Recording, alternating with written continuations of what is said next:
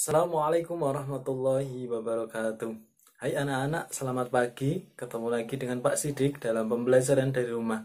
Meskipun dari rumah kita harus tetap jaga kesehatan, tetap semangat, dan tetap juga belajar.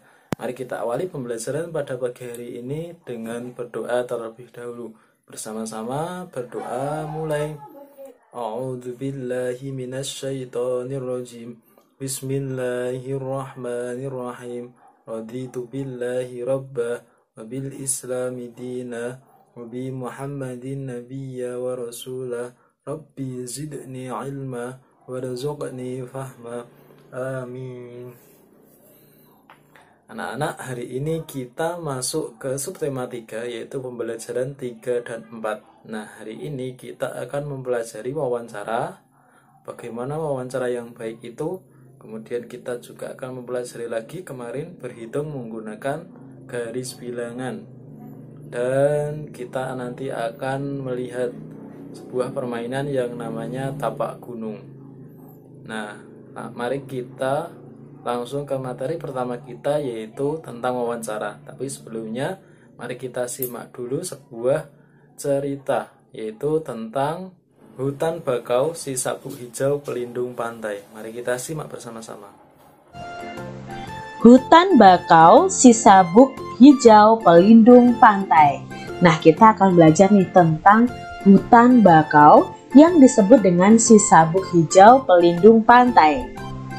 Kelas 3 berkunjung ke hutan bakau.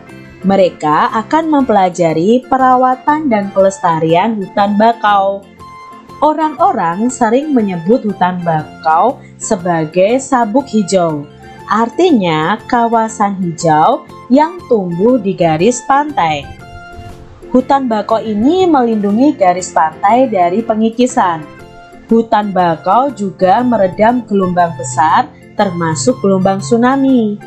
Diperlukan kerjasama warga sekitar untuk menjaga pertumbuhan hutan bakau. Jadi adik-adik, hutan bakau ini salah satu manfaatnya itu untuk melindungi garis pantai dari pengikisan oleh gelombang air laut. Jadi adik-adik harus mengetahui hutan bakau ini sangat besar manfaatnya. Ada dua hal penting yang harus dilakukan untuk merawat hutan bakau, yaitu penyiangan dan penyulaman. Penyiangan dilakukan untuk membasmi hama. Adapun penyulaman adalah penggantian pohon bakau yang mati. Pohon yang mati diganti dengan bibit atau pohon bakau lain yang seumur. Tujuannya agar pohon-pohon bakau dapat tumbuh secara seragam. Pohon-pohon bakau yang telah ditanam mesti dijaga pertumbuhannya. Nah, adik-adik harus mengetahui bahwa untuk merawat hutan bakau ini dilakukan dengan penyiangan dan penyulaman. Penyiangan itu membasmi hama, kalau penyulaman itu mengganti pohon bakau yang mati dengan bibit atau pohon bakau lainnya yang seumuran. Kepiting kerap menggigit batang anak pohon bakau. Nah, ini kepiting kerap sekali menggigit batang anak pohon bakau. Pertumbuhan kepiting di sekitar hutan bakau harus dikendalikan. Paling tidak hingga pohon-pohon bakau itu berusia 1 tahun. Ombak dan binatang pemakan daun juga terkadang merusaknya adik-adik. Namun ternyata manusialah yang paling banyak menyebabkan kerusakan hutan bakau. Bibit dan pohon bakau muda sering terinjak oleh pencari ikan dan kepiting. Nah, ini sangat disayangkan sekali adik-adik. Ternyata manusia itu juga banyak yang merusak hutan bakau. Padahal hutan bakau ini sangat bermanfaat bagi manusia, menjaga supaya tidak ada erosi atau pengikisan. Itu tadi cerita tentang hutan bakau, si sabuk hijau pelindung pantai. Nah, anak-anak, tahukah kalian wawancara yang baik itu seperti apa? Nah, wawancara yang baik itu mengandung unsur adiksimba. Seperti apa? Mari kita lihat bersama-sama. Pertanyaan yang baik untuk wawancara itu mengandung unsur kata tanya adik Simba. Apa, di mana, kapan, siapa, mengapa, dan bagaimana. Berikut ini contoh pertanyaan untuk wawancara sesuai dengan bacaan. Silahkan nanti adik-adik melengkapi dan menyempurnakan kembali ya. Yang pertama, apa fungsi hutan bakau bagi garis pantai? Lalu, di mana hutan bakau dapat ditemukan? Kemudian, siapa yang paling banyak menyebabkan kerusakan hutan bakau? Yang keempat, mengapa pertumbuhan kepiting di sekitar hutan bakau harus dikendalikan? Silahkan adik-adik bisa menambahkan dan menyempurnakan lagi pertanyaan-pertanyaan untuk wawancara sesuai dengan bacaan. Oke, jadi itu tadi cara membuat pertanyaan wawancara yang baik dan benar. Harapannya nanti anak-anak bisa membuat contoh pertanyaan wawancara yang baik dan benar. Oke, langsung kita lanjut ke permainan tebak gunung. Seperti apa? Mari kita simak bersama-sama. Permainan tapak gunung banyak melakukan gerakan. Dalam permainan ini dilakukan gerakan melompat, menekuk, dan memutar. Permainan tapak gunung membuat badan menjadi sehat. Saat melakukan permainan tapak gunung, ada beberapa sikap yang perlu kita ingat. Sikap sportif dan sabar menunggu giliran perlu dilakukan.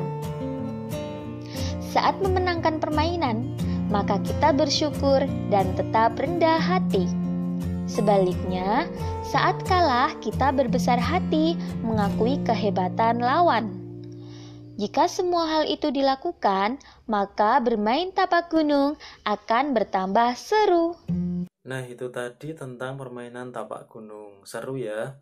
Oke, langsung kita lanjut ke materi terakhir kita, yaitu penjumlahan dengan garis bilangan berikut ini.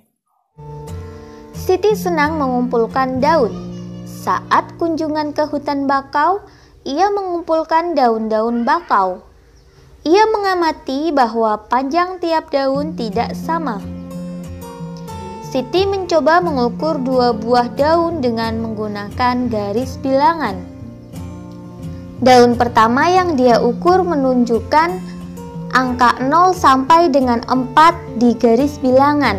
Berarti nilainya adalah 4 satuan.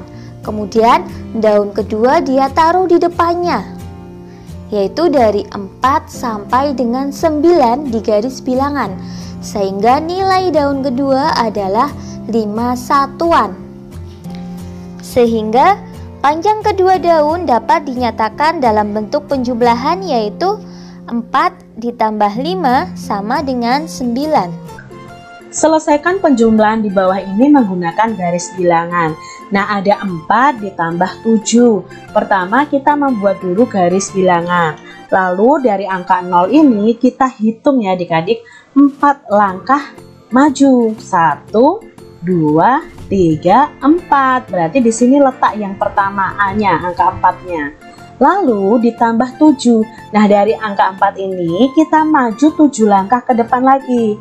1, 2, 3, 4, 5, 6, 7. Berarti ditambah 7-nya itu sampai di angka 11.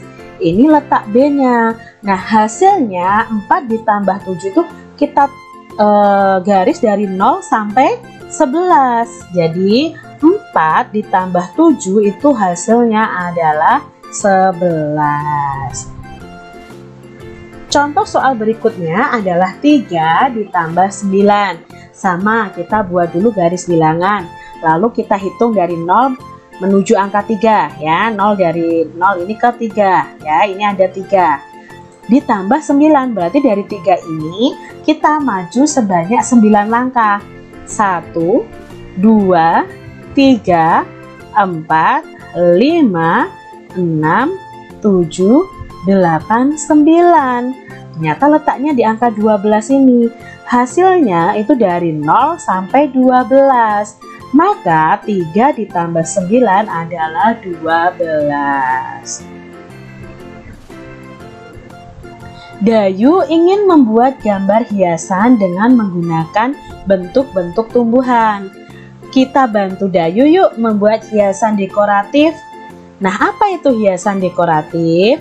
Hiasan atau gambar dekoratif adalah gambar bercorak dekor, yakni gambar dengan hiasan yang wujudnya rata, tidak menampakkan jarak, isi atau perspektif, dan juga umumnya sudah tidak mirip dengan bentuk yang sebenarnya karena digayakan atau lebih dihias lagi. Nah, pola dekoratif pada benda biasanya berfungsi sebagai penghias suatu benda agar terlihat menarik. Nah, ini adalah contoh gambar dekoratif tentang tumbuhan adik-adik. Nah, itu tadi materi kita hari ini. Sebelum Mbak Sidik akhiri, nanti anak-anak silahkan membuat pertanyaan wawancara di LKS halaman 70, yaitu Bahasa Indonesia yang paling bawah di kegiatan Ayo Menulis. Nah, pertanyaan yang kalian buat terkait akan mewawancarai petugas yang merawat tanaman di sekolah. Sekian dari Pak Sidik, kurang lebihnya mohon maaf. Assalamualaikum warahmatullahi wabarakatuh.